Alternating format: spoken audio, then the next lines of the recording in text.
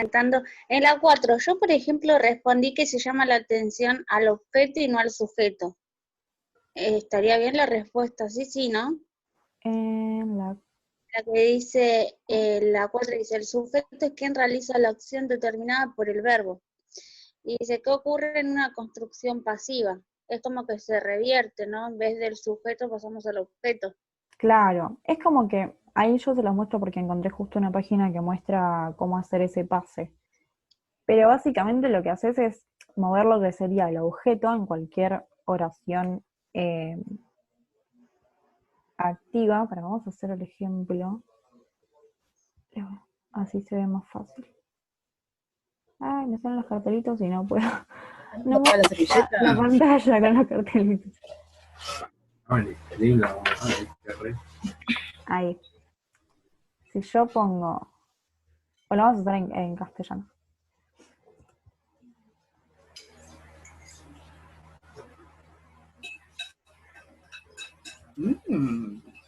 Ahí.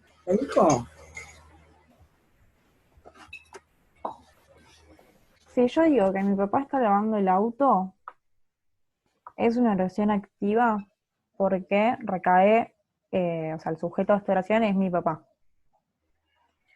Pero si yo la quiero transformar en una acción pasiva, yo lo que voy a hacer, una oración pasiva, perdón, lo que voy a hacer es como mover las cosas, cambiarlas de lugar. Entonces, lo que era el objeto de la oración, o sea, en este caso, el auto, va a pasar a ser sujeto. Entonces, primero pongo el auto, ¿sí? Una vez que el auto está adelante de todo, ya se transforma en un sujeto. Y después tengo que cambiar lo que sigue en la estructura, ¿sí? Primero el sujeto, después el verbo to be. Bueno, en este caso en castellano, verbo to be en presente simple es ser o estar, en este caso está. Siendo lavado, porque transformo el lavando, transformo el lavando de continuo en siendo lavado. Y puedo poner por mi papá. Está en castellano para transformarla de activa a pasiva. Pero ahora lo vamos a ver en inglés, así es un poco más fácil. Misma oración. Buenísimo. Rico que salió, che. Discúlpame, pero hay alguien que tiene el micrófono abierto y se escucha todo. Y no te puedo escuchar a vos. Sí, traten de tener el micrófono silenciado a menos que quieran hacer alguna consulta. Perdón. No se preocupen, no se preocupen, no hay problema. La tecnología nos tiene así. La vemos en inglés, así es un poco más identificable. La misma oración de arriba que estaba en castellano, pero era en inglés. Mi papá está lavando el auto, es una activa porque ahí el sujeto de oración es mi papá. ¿Sí? Cualquier análisis sintáctico debe identificar sujeto, verbo, etcétera, etcétera. Si yo le quiero pasar a una oración pasiva, es como que voy a mover las cosas y las voy a cambiar de lugar. Entonces, lo que antes en esta oración activa era un objeto, o sea, el auto era un objeto, yo lo voy a poner al principio. ¿Por qué? Porque la estructura de una oración pasiva, como habíamos dicho antes, era sujeto, verbo to be, cualquier forma verbal que exista en inglés, y verbo en pasado. Entonces, si yo el sujeto de la oración activa lo muevo al principio, pasa a ser el sujeto de mi oración. El objeto, sí, está bien. Si el objeto de mi oración activa lo paso al principio de todo, pasa a ser el sujeto de mi oración pasiva. ¿Sí? Entonces, sujeto, que antes era mi objeto, verbo to be, acá le agrego otro verbito para hablar de que está siendo lavado. Verbo, como les decía antes, verbo y con la ed lo transforma en verbo pasado. y ahí puedo agregar si quiero o no que lo está lavando mi papá. Por lo mismo que les dije antes, o sea, realmente no interesa quién lo está lavando, sino que el auto es el que está siendo lavado. ¿Se entiende cómo transformar una oración? Si no, otro ejemplo, yo no tengo problema. No, sí, yo ahora ya entendí. Buenísimo. ¿Me repetís esta última oración, por Sí. favor? ¿La última que escribí o la explicación? La última que escribí. El auto está siendo lavado. Y yo entre paréntesis puse por mi papá, porque puedo o no poner quién está haciendo esa acción, no es muy necesario, no es muy importante. Discúlpame, pero algunos otros ejemplos, porque a mí me pide que ponga ejemplos. Sí, los ejemplos que tienen que poner en el punto 4, si no me equivoco, los tienen que sacar de los textos que tienen que leer. Ahí van a identificar que en realidad no quiero, o sea, no lo hacemos acá, no porque no tenga ganas, sino porque mi idea es que lo puedan identificar ustedes solos. Siempre les dejo o algún ejercicio o las actividades de integración para que resuelvan y los hagan solos, porque ahí es cuando sacan todas sus dudas y cuando ven qué es lo que entendieron y lo que no. Por eso yo siempre les dejo esto como para que lo hagan y me lo manden al grupo, si, o sea, es opcional, ¿no? El que lo quiera hacer. Pero, por ejemplo, otra oración. Vamos a buscar una en el texto.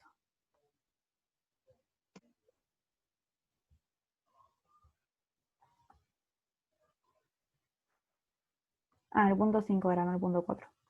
Me equivoqué.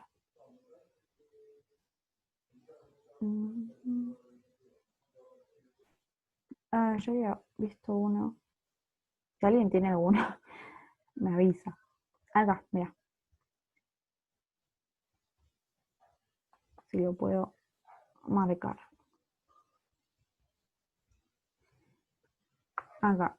La morfodinámica computacional ha emergido, no puedo hacer una línea recta, para explicar, bueno, la complejidad temporal y bla, bla, bla.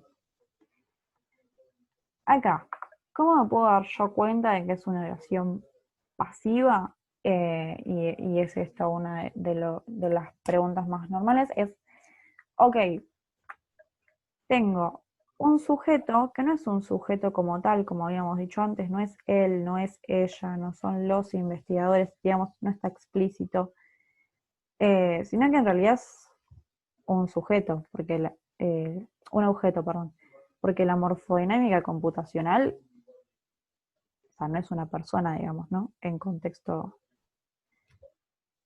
es un objeto. Ok, primero tengo un objeto. Después tengo verbo to be, que como yo les había dicho, el verbo to be no es solamente is, am o are, no es solamente presente simple, sino que el verbo to be es absolutamente todas las formas de verbo to be en todos los tiempos verbales que existen. Acá está en presente perfecto, has o have, también lo pueden tener. Verbo to be, y después el verbo de la oración o la acción, digamos, en pasado. ¿Sí? Tienen el verbo y al final con ed, que en este caso, en este verbo, indica que es futuro. Acuérdense que existen verbos regulares y verbos irregulares. Por eso ustedes pueden tener, y está perfecto, la tabla de las 3 columnas, que es lo que hablábamos siempre. Es una tabla que a ustedes les va a decir este verbo, cuando está escrito de esta manera, no está conjugado.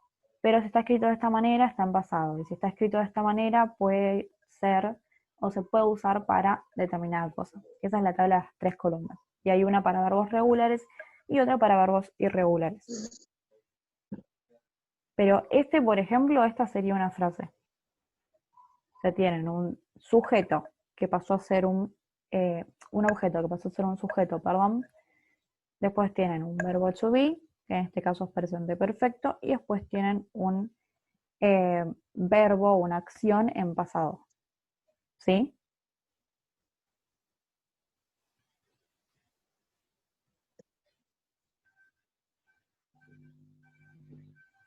Avísenme cualquier cosa, si no, lo vuelvo a explicar. Sí, hasta ahora entiendo perfecto, gracias.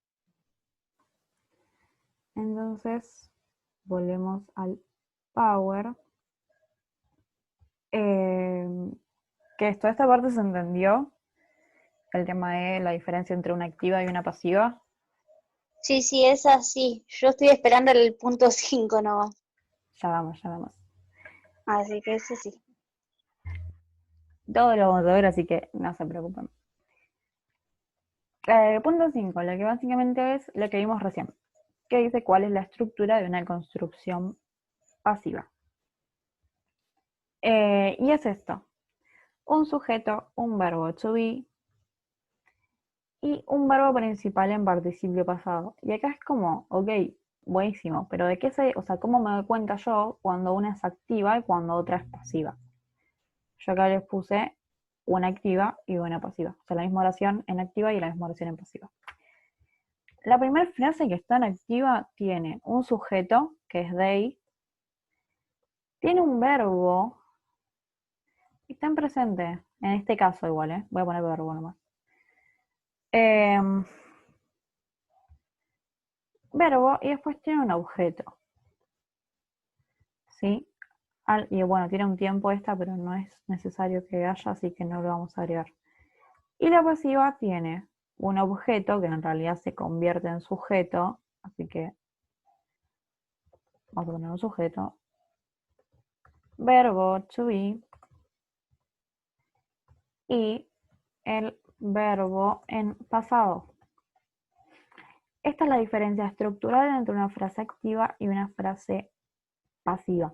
La frase activa tiene un objeto, ¿sí? Esa es la principal importancia. La frase activa va a tener un sujeto. La frase pasiva no, porque en realidad lo que hace es tomar ese objeto de la frase activa y convertirlo en sujeto.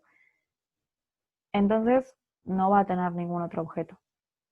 Esa es la diferencia que va a tener en cuanto a la estructura de construcción.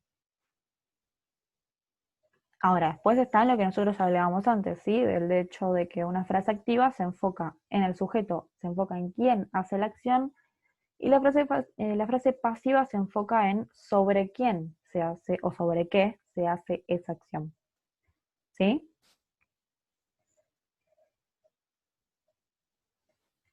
Avísame cualquier cosa, no hay problema.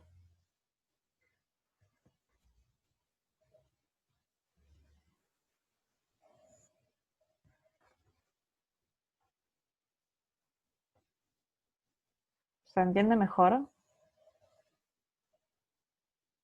Si no, lo explico de nuevo.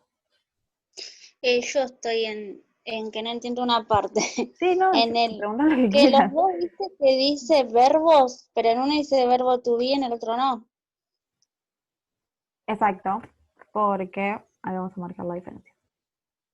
Vamos a marcar sujeto, they. Sujeto, sujeto. Verbo, acá, habla de este verbo, habla de clean, habla de limpiar. ¿Sí? Esto es un verbo cualquiera, saltar, Sí. jugar. Bueno, pues el sujeto, que acá en este caso son las oficinas. Y en este caso de una frase pasiva cambia. Las oficinas se mueven, que es lo que hablábamos antes, se ponen al principio y se transforman en un sujeto. Después hay un verbo to be. Verbo to be en este caso está en presente simple, que es are. Am, is o are es verbo to be en presente simple. Verbo to be es ser o estar. Es lo que es una palabrita que no tiene una traducción directa, sino que depende de donde vos la pongas. Es el have, has, presente perfecto, presente continuo, que armábamos las oraciones con esa palabrita, que yo le decía que es como un auxiliar, como un comodín. No sé si te acordás. Sí, sí. Bueno, verbo to be indica ser o estar, pero depende del contexto. Pues yo digo, por ejemplo, y no tengo lugar para anotar. Si yo digo, I am at home, yo ahí estoy diciendo, yo estoy en casa. Ahora, si yo digo, I am Agostina, lo digo de la misma manera, uso el I y el am, verbo to be, presente simple, pero estoy diciendo otra cosa, estoy diciendo que yo soy Agostina. En uno digo Claro. yo soy y en otro yo soy. Eso es el verbo to be. Buenísimo. Acá nos pide ejemplos, tenemos que buscarlo en el texto, ¿no? Sí, son ejemplos del texto. Claro, listo. Exacto. Ahí, esto de los colores, no sé si lo quieren poner o pasamos a la otra diapo.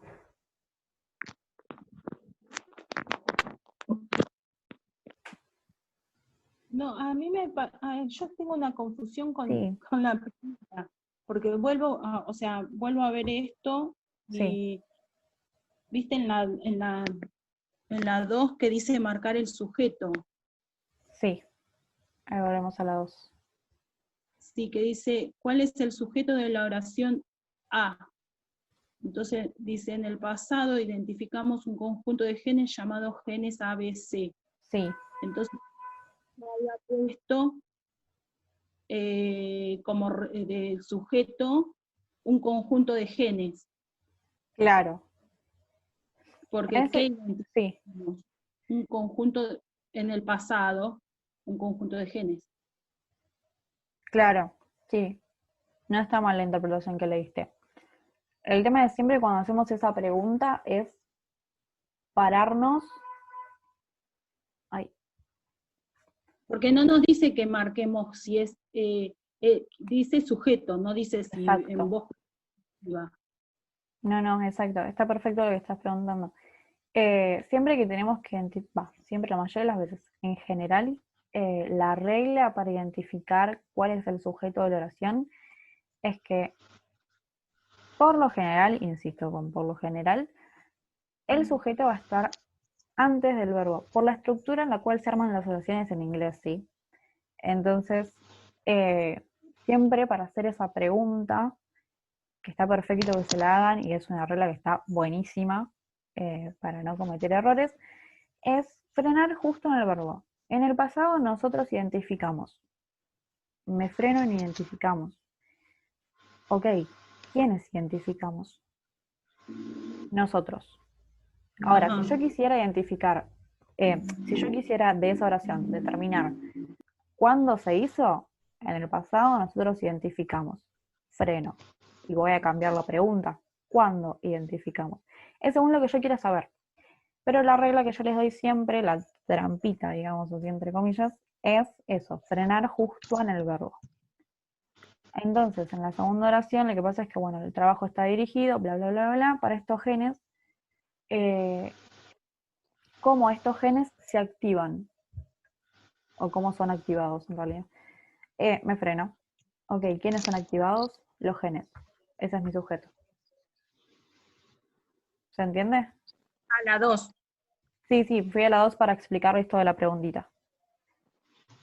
¿Los genes o estos genes es lo mismo? Sí. No sé cómo sus profesores si les van a tomar cualquiera de las dos correctas. Pueden poner estos Sí, genes. porque, por ejemplo, en el anterior, que ahora yo le mandé un mensaje a la profesora porque me quedaron en gris, que no está ni bien ni mal, me lo corrigió, como que Sí. quedó ahí. Entonces le pregunté si eso me pasaba en el parcial, porque en realidad yo veía que no estaba contestada como ella quería, pero tampoco estaba mal mi respuesta. Sí, muchas veces cuando están en gris lo que pasa es que los profesores... Ay, perdón, te Sí, corto. Los... de que ella puso los ejemplos en inglés, pero la respuesta en realidad es la misma, o sea, Claro. Pero, y me quedó en gris, no sé si alguna vez le pasó a alguien esto. Ay, a mí No, también. Sí, por eso. Recién acabo de fijarme y tengo dos en gris. Dice lo mismo, pero con la diferencia que estaba leyendo, que yo hice punto y seguí escribiendo un poco más, y ese punto y el poquito que escribí de más, la profesora no lo puso abajo. O sea, escribí todo textual como ella me pidió, nada más que yo hice un punto y seguí comentando, y ese pedazo parece que no va. claro, Pero no sé si está bien o mal. Escuchan, no se asusten cuando pasa eso. pero y eso llega a pasar en el parcial. Y una de las cosas que me pasa es eso, que ves que yo lo tomo de otra manera y ellos lo toman o sea, como que es de otra forma. Pero no está errada tampoco la respuesta. No, con respecto a lo que decían recién, dos cosas. Cuando queda la respuesta en gris, por ejemplo, pongo el ejemplo de parcial que ustedes tenían mitad multiple choice y mitad para escribir. Las multiple choice se corrigen automáticamente y las corrige el sistema. Las que son para redactar, y muchas veces pasa también en ejercicios o actividades del campus normal, si queda en gris, no se asusten, no es que está mal, es que la tiene que corregir el profesor. Y muchas veces lo que ponen abajo, que es el texto que ustedes estaban diciendo recién, es lo que los profesores les dan a ustedes como orientación de lo que ustedes deberían o sería una respuesta acertada. No es que si ustedes no escriben exactamente eso está mal, porque todavía falta la corrección del profesor. O sea, no se asusten con eso. Si quedan grises, eso es porque falta la corrección del profesor. Ah, mira, yo tengo en gris, pero para mí lo corrigió el profesor, porque ahí abajo me pone lo que esperaría que yo escriba, por ejemplo. Sí, pero igual se las tienen que corregir. Les tiene que aparecer un comentario o llegar un mail de que les corrigió esa parte. Claro, no, la profesora mandó en el campus, puso que disculpe que ahí ella ponía la corrección porque no podía corregir uno por uno porque es un problema de Claro. internet que tenía. No, Entonces no puso va con así. nota, pero viste que ya viendo verde uno Claro, se lo pone que, la duda es que saber si está bien o está mal o qué pasó, ¿viste? Y yo leo a lo que ella puso, con lo que yo puse, y digo, y está corregido, pero no me figura ni si bien ni mal, entonces, ¿qué es? ¿Viste? Es como que estoy en Les una puedo hacer duda. una pregunta, a ver si ustedes también pusieron lo mismo. Había una pregunta que decía que el primer animal clonado fue un mamífero, y yo traducí el texto y decía que sí, que el primer animal traducido era un mamífero, pero me lo puso que estaba mal. A Y mí me quedé también, en duda. A mí también me pasó eso. Porque sí, traducido decía que sí. sí, Y pero encima dice, decía sí. textual, el primer animal clonado, tal cual como ella estaba preguntando. Al principio dice que la rana en 1850, creo que dice, algo así, si no me equivoco, fue la rana fue la primero que fue clonado, no sé qué. Y la rana es un mamífero anfibio, Ah, pero bueno. como que yo para mí entra como válida, pero a mí también me puso mal. Viste, sí, ves que uno no entiende. Va, yo como que después termino no entendiendo nada. Igual estoy contenta vos porque de 12 preguntas, 2 tengo en rojo. Esa y otra más, después todo bien. Bueno, bien. Ey, es un montón. Sí, aparte me tengo que sacar un 8, porque me sacó un 6,30, pero me cerró con 6 la Sí. profesora, ni siquiera redondeó ni nada. Así que sí, sí me tengo que sacar un 8. No, tranqui, no hay problema. Pregunta, vos. Sí. Yo hice el parcial, bueno, después resulta que había una corrección mal, yo qué sé, y la subí la nota a 7 la profesora. Yo el cuestionario del 8 no lo hice y el del 10 cuando lo quise hacer cerró justo a las 12 de la noche ese día. Sí. ¿Cómo es el tema de...? Porque no lo puedo volver a hacer porque no me permite. Pero ahora tendría que hacer lo que resta y el parcial y ahí podría aprobar la materia o esas dos cosas que no hice me van a jugar en contra. Depende de el criterio de aprobación de cada materia.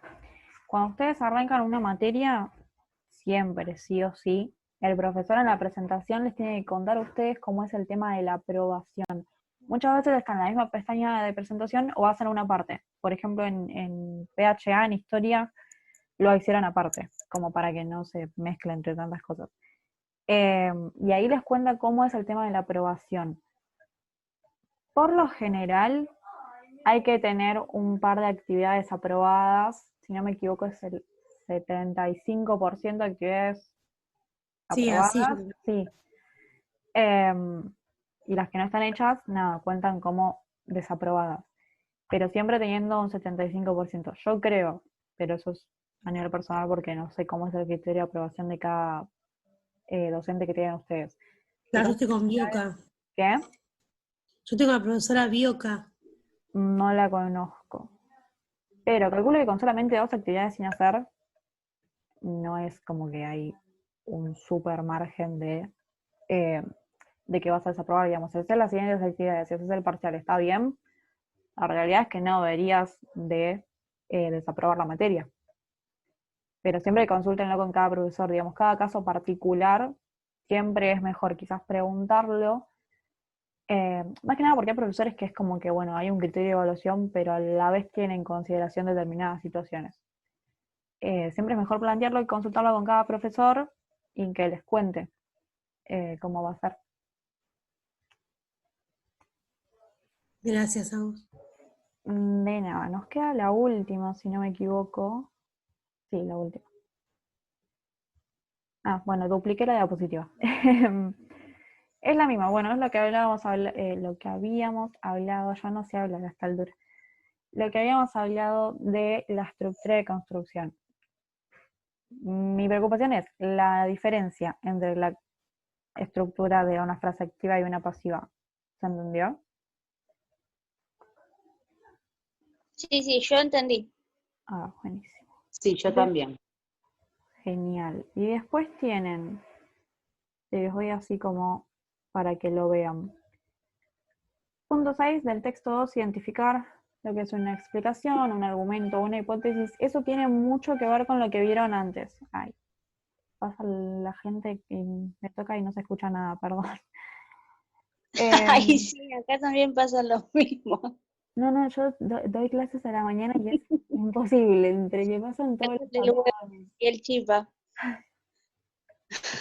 Hay que acostumbrarse. Acá todavía no empezó, pero es raro que no haya pasado todavía Chipa.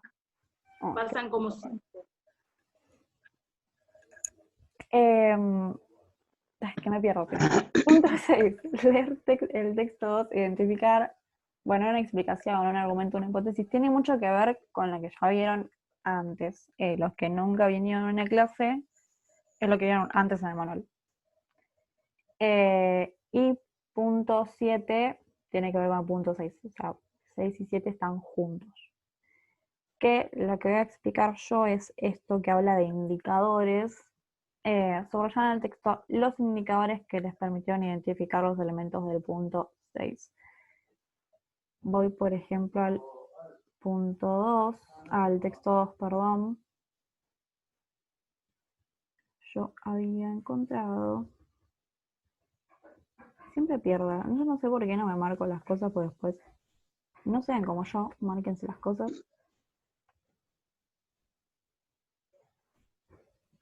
A ver, tenían un fragmento.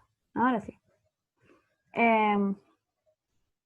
Voy a explicar los indicadores con el punto 3, pues es un poco más fácil. El punto 3, que tienen las preguntas, que ya lo vimos así rapidito de cómo era, les pregunta, por ejemplo, cuándo comienza el estudio o un estudio de la morfodinámica. Ustedes tienen que leer el texto y un indicador es una palabrita que ustedes les va a decir que esa es la información que ustedes están buscando. En este caso, cuando comienza un estudio de la morfodinámica, ok, estamos buscando una palabrita que nos indique cuándo. En este caso literalmente es cuándo, pero puede ser otra palabrita, que dice que la morfodinámica el estudio de la morfodinámica computacional comienza cuando los investigadores extraen las células, etcétera, etcétera. ¿Cuándo comienza el estudio? Cuando los investigadores extraen las células y bla, bla, bla. Eso es un indicador, es esa palabrita que a mí me va a decir, hola, acá está la información, escribime. Eso es un indicador, básicamente eso. Es una palabrita, o pueden ser dos palabritas, una frase súper corta, que les indique, o que les dé el indicio de que ahí está la información. Por ejemplo, acá, punto 6, una referencia al pasado, es la que habíamos visto al comienzo de la clase, que dice in the past. Es una frasecita que hace una referencia al pasado, ¿sí? Habla de, bueno, en el pasado pasó tal cosa. ¿Esto se entendió? Estos son de los Sí. puntos, igual que yo siempre les digo que lo hagan Sí, tranquilos. yo lo entendí. Igual viste que hay unas respuestas que igual tenemos que leer el texto y buscarlas. Sí, Así que ya ahí cuando lo busquemos ya vamos a poder hacer las demás. sí, sí. Después tienen actividades de integración. Las actividades de integración siempre es mucho de lo que ya vieron. O de interpretación de texto. Yo lo que siempre les digo es que, nada, hay actividades que yo les dejo de las partes de los capítulos o las de integración, que es para que las hagan tranquilos. Pues si las hacemos en clases, estamos a las corridas, ni yo leo tranquila, ni ustedes leen tranquilos.